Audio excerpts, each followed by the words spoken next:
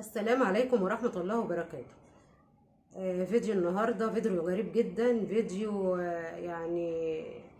بين مصريين وسودانيين، ألفاظ بقى وشتايم وكلام غريب وإهانات للمصريين والمصر. بيقولوا في المثل يا غريب خليك أديب، ودول غرباء عن البلد وقاعدين ومستوطنين وعايشين حياتهم بالطول والعرض في بلد مش بلدهم، وبيهينوا أهلها وبيهزقوا أهلها ومستمرين في التهزيء وفي الإهانات وفي قلة الأدب. عملنا فيديوهات كتيرة عن السودانيين وعن اللي هم بيعملوه في مصر وعن الإهانات اللي أهانوها للمصريين. هم مش مستكفيين كمان بأن هم نزلوا بلدنا عاشوا فيها واخدين حقوقهم فيها يعني كاملة متكاملة وعايشين فيها كأنهم من أهل البلد، وغلوا علينا الشقق والإيجارات وغلوا علينا العيشة بتاعتنا. طبعا هم مش حاسين باللي هم عملوه، احنا كمصريين حاسين بالفرق الكبير اللي حصل في البلد من ساعة ما هم نزلوا وعاشوا في وسطنا. احنا استقبلناهم، مش هنقول عليهم لاجئين لأن الكلمة دي طبعا كلمة أنا ما بحبهاش، هنقول عليهم ضيوف لأن كلمة لاجئين دي بتزعل ناس كتير. احنا هنقول عليهم ضيوف، خدناهم أكنهم إخواتنا عايشين في وسطنا وبنحترمهم وبنقدرهم. هم عاشوا معانا عكس الكلام ده خالص، ما عملوش بالمعاملة اللي احنا بنعاملهم بيها. عاشوا كأننا احنا ناس سالبين حقوقهم، ناس عايشين في بلدهم، هم مش هم اللي عايشين في بلدنا. الناس دي عايشة معانا بالدراع. دلوقتي الواحد لما بيبقى ماشي جنب واحدة سودانية بتبقى ماشية كده بكل ثقة وبكل فخر، حاسة ان هي ماشية في بلدها. والمصري او المصرية اللي ماشي جنبها ده في الشارع ده ملهوش اي قيمة ولا اي عازة، ده عايش في بلدي مش انا اللي عايشة في بلده. احنا حاسين ان احنا ناس اغراب في بلدنا، هم عايشين ازاي في وسطنا بالوقاحة دي وبالسفالة دي وبيهينوا فينا وبيهزقوا فينا. في واقعة يا جماعة حصلت في مترو خط حلوان. الواقعة دي حصلت امبارح بين سودانيين ومصريين. الواقعة بدأت ازاي؟ قبل ما ابدأ الفيديو اتمنى تعملوا اللايك والاشتراك في القناة عشان يوصلكم مني الجديد. طبعا الواقعة حصلت خط حلوان، مترو حلوان. في واحدة مصرية طالعة المترو في عربية السيدات. طلعت المصرية دي، ففي واحدة سودانية واقفة او هي واتنين معاها كده سودانيين، مجموعة كده مع بعض مكونة من 3 ستات. طبعا المصرية دي وهي طالعة هم واقفين على الباب، يعني المفروض الباب اتفتح عشان الناس تدخل المترو. المفروض اللي واقف على الباب دوت بيوسع بيجي على جنب عشان الناس تعرف تخش وتاخد راحتها وهي داخله. دول طبعا واقفين عند الباب وفي السكه ومش عاملين قيمه للي داخل ولا للي طالع، عادي المترو بتاعهم. طبعا الست المصريه دي طلعت المترو فداست على رجل واحده فيهم، طبيعي وهي داخله المترو وفي حد واقف مش عارفه تعدي، فاكيد هتدوس على اي حد، على رجل اي حد واقف. الغلطان هنا مين؟ السودانية مش المصرية. المصرية ما عندهاش أي غلط، السودانية واقفة في الطريق وسادة الطريق، المفروض توسع كده للي داخل. طبعا ديت ولا وسعت ولا عملت ولا أي اعتبار لأي حد. دخلت المصرية دست على رجلها وهي داخلة غصب عنها مش قصدها. الدنيا قامت ما قعدتش، بدأت بقى السودانية شتايم وقلة أدب وتهزيق وحركات بالإيد وبالحواجب وحاجة كده من اللي قلبك يحبها. أنا معرفش دي صنعتها إيه، شغالة بقى شتايم وقلة أدب، والمصرية يعني ساكتة والناس بيقولوا لها معلش ومش معلش. شاطت في كل العربية، الناس اللي قاعدة مش عارفة تتكلم، مش عارفة تاخد حق ولا باطل معاها. كل الناس قاعدة مستغربين ازاي دي سودانية وقاعدة في بلدنا وبتعمل معانا كده، ازاي بتعمل معانا كده. وقعدت الناس طبعا مستغربة وبيكلموا بعض، يعني هم مش شايفين نفسهم ان هم نفرين 3 سودانيين واحنا العربية دي كلها مصريين؟ يعني الناس بتكلم نفسها، بيقولوا لنفسهم دول 3 انفار، دول 3 ستات سودانيين بيعملوا العمايل ديت ازاي وبيردحوا للناس كده ازاي، واحنا كل العربية مصريين. هم مش خايفين؟ هم مش خايفين؟ هم طبعا مش خايفين، هم مش عاملين لنا قيمة. السودانية طبعا فضلت تتشال وتتحط وتدب كده برجلها على الارض وتقول مصر دي ملهاش عايزة، مصر دي تحت رجلي، انتوا اصلا المصريين. وشتمت كل العربية بألفاظ طبعا مش كويسة خالص، شتمت كل المصريين وقالت لهم انتوا رقصات، انتوا بتبيعوا نفسكم. وقعدت تقول الفاظ الواحد مش عارف يقولها، الواحد مش عارف، مش قادر يقولها، خجلان ان هو يطلع الالفاظ دي من بقه. يعني قالت الفاظ كتيره جدا بشعه، وبقت تعمل حركات بالايد وتشتم على مصر، تشتم على البلد اللي قوياها، تشتم على البلد اللي قوياها. يعني المفروض انا عايش في بلد اعيش باحترامي، باحترامي وبقي مقفول، لان انا عايش في بلد غريبه مش بتاعتي. هي مش خايفه؟ هم على فكره يا جماعه قوي جدا، قوي جدا، ومستقويين نفسهم على المصريين. المصريين علشان احترموهم وقدروهم وعيشوهم في وسطهم، هم فكروا ان احنا ضعفاء. احنا مش ضعفاء ولا حاجه، احنا مش ضعفاء. خافوا يا سودانيين، خافوا من المصريين لو صبرهم نفذ، خافوا من المصريين صبرهم هينفذ في وقت انتوا مش هتقدروا تعيشوا معاهم، مش هتقدروا تعيشوا في وسطهم. لو صبرنا نفذ مش هتقدروا تعيشوا في وسطنا، وهتشوفوا وش تاني خالص غير اللي انتوا شايفينه. ما تستهونوش بالمصريين يا سودانيين، ما تستضعفوش المصريين يا سودانيين، عيشوا باحترامكم. طبعا هتطلع ناس هيقولوا انتوا متحامله على السودانيين، ده ناس عايشين في وسطنا وناس جايه من بلدهم لاجئين هنا، يعني المفروض نشيلهم على راسنا، نشيلهم على راسنا وكل حاجه. بس هم تعدوا الحدود، تعدوا حدودهم، تعدوا الحدود خالص، وبقوا واقفين للمصريين دول يعني على الهمسه كده. ليه حصل مننا ايه ليكوا عشان تعملونا بالسفاله دي وبالوضع بتاعكم ده؟ يا ريت السودانيين اللي في مصر، الناس المحترمه، توعي السودانيين الغير محترمين وبيقلوا ادبهم على المصريين، يقولوا لهم لموا نفسكم شويه، انتوا قاعدين في بلد مش بلدكم، بلد قوياكم ومحافظه عليكم، لموا نفسكم شويه وتداروا وامشوا جنب الحيط علشان تعرفوا تعيشوا في وسط الناس دي. ما تقولوش ادبكم على المصريين. يا ريت السودانيين الكويسه المحترمه توعي الناس دي اللي داخله بالدراع علينا. المصريين لو صبرهم نفذ هيطالبوا الحكومه ان كنتوا ما تبقوش ليكم وجود في مصر. وطبعا الحكومه المصريه هتسمع كلام ولاد بلدها، هيريحوا ولاد بلدهم، مش هيريحوا السودانيين. ممكن يلموكم كده ويبعتوكم على بلدكم، هيبعتوكوا على بلدكم. عيشوا واحترموا نفسكم واحترموا الناس اللي انتوا عشتوا في وسطهم.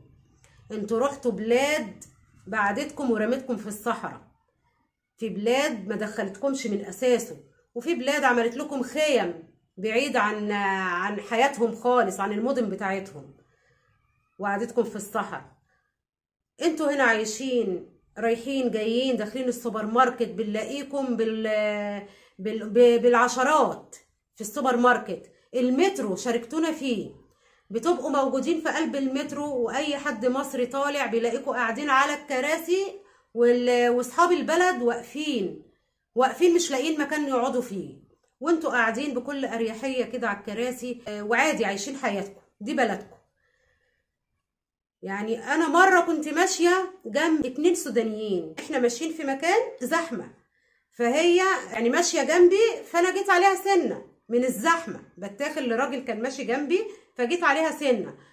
يعني معرفش ايه الكلام اللي هو طلع من بقها، معرفش الكلام، لفظت كده، كلمت كام كلمه ورا بعض كده بسرعه بالطريقه بتاعتهم، باللغه بتاعتهم هما اللي هي مش مفهومه، مش باللغه المصري، وقالت كلمتين كده وبصت لي يعني بصه سبحان الله خلتني انا خفت منها. انا خفت منها ورجعت لورا، ما رضيتش امشي جنبها خالص. هم حقيقي فظاع فظاع فظاع، مستقوين القلب. يعني احنا ناس معايشينكم في وسطنا ومحترمينكم، فما تطلعوش تهزقونا بقى وتقلوا ادبكم علينا. راعوا البلد اللي هي قوياكم، وراعوا المصريين اللي شايلينكم في عينيهم، وبطلوا قلة الادب. ليه؟ احنا مالنا يعني؟ عملنا فيكم ايه انكم انتوا تطلعوا تشتموا وتهزقوا في الناس وتمدوا ايديكم على الناس؟ ده مسكت المصرية في المترو ضربتها وقلعت الشبشب اكنها واحدة جاية من بولاق، واحدة جاية من بولاق مش من السودان. السودانيين دول اللي هم الشلق دول اللي بيطلعوا يشتموا في الناس وبيقلوا ادبهم على الناس وماشيين بالدراع، دول من حواري السودان، من حواري السودان. دول مش ممكن يكون ناس سودانيين من اصل السودانيين المحترمين، دول مش من اصل السودانيين المحترمين. السودانيين المحترمين متبريين من السودانيين اللي هم بيقلوا في ادبهم وطالعين يشتموا في المصريين. لان في كذا فيديو انا شفته لسودانيين بيغلطوا السودانيين اللي بيطلعوا يقلوا ادبهم على السوشيال ميديا ويتكلموا ويشتموا على المصريين ويهزقوا في المصريين. السودانيين نفسهم من بلدهم، الناس المحترمة بقى هي اللي بتهزقهم، بتهزق السودانيين اللي بيطلعوا يقلوا ادبهم. يقولوا لهم كفاية، ده كفاية ان هم قوينا وعايشين في بلدهم في امن، ليه تطلعوا تتكلموا عليهم وتشوهوا صورتهم وتشتموا عليهم؟ انتوا مش مننا. السودانيين نفسهم اتبروا من السودانيين اللي هم قلالات الادب. وكذا حد على في الفيديوهات يطلع يعمل فيديوهات على السودانيين ويتكلم عليهم من نفس السودانيين برضو مغلطين السودانيين اللي هم بيطلعوا يشتموا في المصريين. واشمعنى المصريين؟ ليه ما بتشتموش في اي دولة تاني انتوا عايشين فيها؟ تشتموا ناسها وبتقلوا ادبكم عليهم ليه؟ انتوا داخلين البلد تقولوا احنا هنعيش بالدراع وبالبلطجة علشان الناس ديت لما نديها على دماغها ما تعرفش تعمل معانا حاجة؟ لا، احنا محترمين وتربينا على الاحترام وتربينا على الكرم، ما تربيناش على قلة الادب خالص. لان كل بير بينضح بما هو فيه. يعني انت المكان اللي جاية منه متربية فيه بالطريقة ديت بيدل على المكان اللي انت جاية منه. ليه بقى تعاملونا بالسفالة دي؟ ما احنا قادرين نشتم وقادرين نهزق وقادرين نضرب بالشباشب، بس احنا ناس ولاد كرم. المصريين دول معروفين انهم اهل كرم وناس محترمة بيشيلوا ضيوفهم على راسهم، بس الضيوف المحترمين بس. لكن المهزقين زي امثالكم كده يا بتوع المترو اللي ضربتوا المصريين وقلت لهم اقذر الشتايم وشتمتوا على مصر. مصر دي احسن دولة في الدنيا. كفاية انها دخلتكم، كفاية انها انقذتكم من التسول في بلدكم والموت والدمار والجوع. دي كفاية. انتوا المفروض تخشوا مصر وتقعدوا في مصر هنا تشيلوا اهلها فوق راسكم.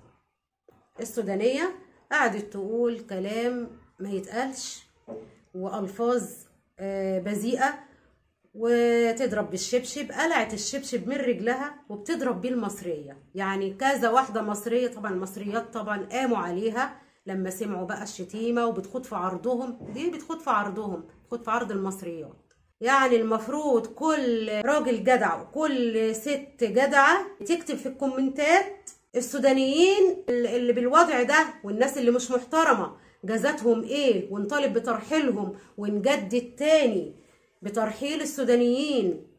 نجدد تاني ونقول بترحيل السودانيين. عايزين السودانيين ترحل من بلدنا، مش عايزين السودانيين في بلدنا. يا ريت كلكم تكتبوا في الكومنتات. كل ما تعملوا كومنتات ولايكات الفيديو هينتشر وهيوصل لأكبر عدد، والناس تطالب بترحيل السودانيين. لأن دي كارثة يا جماعة، كارثة. احنا لازم نحافظ على بلدنا ولازم يكون عندنا كرامة. احنا كده كرامتنا بتضيع في الأرض. واحدة بتدوس برجليها كده على الأرض وبتدبدب وتقول انتوا ما عندكمش كرامة ولا شرف، انتوا بايعين شرفكم، انتوا رقصات. واظن انا قلت لكم في فيديو قبل كده ان واحدة طالعة تقول في الكومنتات، سودانية بتكتب لي في الكومنتات بتقول انتوا ولاد فيفي عبده. وارجعوا للفيديو بتاع السودانيين، ارجعوا له تاني واسمعوا وشوفوا الكومنتات. قالت المصريين دول ولاد فيفي عبده. ولما واحدة تشاور بايديها كده لواحدة وتعمل لها كده، انتوا رقصات. بتعيب في المصريين كلهم، مش بتعيب في واحدة بس. هي كده بتخوض في اعراض شعب مصر، ولادها وستاتها وبناتها ورجالتها. ما ينفعش يا جماعة ان احنا نسكت على الاهانات دي، ما ينفعش. طلع سودانيين كتير في الكومنتات عشان انا بطالب بترحيلهم وبتكلم عليهم وبتكلم وكلامي صح، كلامي مش غلط. انا ما بظلمش، ما ظلمتهمش، انا بتكلم على اللي حصل. طالعين يشتموني في الكومنتات السودانيين، وفي سودانيين محترمة قالوا لي كلام جميل ومؤيدين في رأيي في الكلام اللي انا كنت بتكلم فيه. كل راجل جدع عنده كرامة وبيخاف على شرفه وشرف ولاده وشرف مصر وكرامة مصر، وكل ست وكل بنت وكل شاب بيخاف على كرامة أهله، كرامة مصر وكرامة المصريين، يكتب في الكومنتات ويطالب بترحيل السودانيين من مصر ويعمل لايكات علشان الفيديو يرتفع. اللايكات والتعليق هو اللي بيرفع الفيديو ويوصل لأكبر عدد، وبنطالب بترحيل السودانيات من مصر والسودانيين. احنا مش عايزينهم في بلدنا. اشمعنى هم اللي عاملين مشاكل في مصر؟ طب ما مصر فيها جنسيات كتير يا جماعة، فيها فلسطين، فيها يمن، فيها جزائر، فيها مغرب، فيها جميع الجنسيات يا جماعة.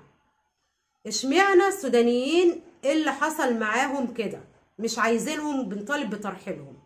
ما طلبناش بترحيل الفلسطينيين، طلبناش بترحيل اليمن، طلبناش بترحيل الجزائر، ما طلبناش بترحيل اي اجنبي على ارض مصر، طلبناش بترحيله، ولا حصل بينا بينه مشاكل ولا اي حد، الا السودانيين عشان دول مش محترمين. ومش كلهم برضو يا جماعة عشان ما نظلمش حد، مش كلهم، الغير محترمات، عديمات الشرف وعديمات الكرامة. السودانيين عديمات الكرامة والشرف اللي بيهزقوا المصريين، هم بس اللي بنطالب بترحيلهم. السودانيين بنطالب بترحيلهم علشان هم ناس مش محترمة، بتهين شعب مصر، شعب مصر اللي هم جم ولجأوا فيه وحماهم وحافظ عليهم. واي واحد مصري، انا ما بحرضش، بس كل واحد بيخاف على شرفه وشرف مصر لازم يعمل كده. لازم لو اي واحد سوداني خاض في عرض مصرية او مصر، يديله بالجزمة فوق دماغه، ما يسكتلوش، لان دول ناس تخاف ما تختشيش ابدا. يا جماعة انا اسفة ان انا منفعلة، بس طبعا الموقف ده استفزني جدا، ان احنا بنتهان واحنا في قلب بلدنا كده، واقفين سلبيين مش عارفين نعمل اي حاجة خالص. احنا مش عايزين نكون ساذجين ونفضل ماشيين كده وخلاص، واللي يتعمل فينا يتعمل، ما ناخدش موقف. لازم ناخد موقف يا جماعة، لازم ناخد موقف مع السودانيين، لان طبعا فضلنا ساكتين هيحصل لنا اكتر من كده، الفيديو ده عايزاه يوصل لاكبر عدد. يا ريت تشيروا الفيديو والناس تبقى عندها وعي وفهم ان ايه اللي بيحصل من السودانيين ويتعاملوا معاهم ازاي. انا طبعا ما بحرضش على حاجة، بس دي كرامة مصر وكرامة المصريين. انا اسفة كمان مرة، الموضوع ده ما يستكتش عليه خالص. اشوف وشكم بخير، والسلام عليكم ورحمة الله وبركاته.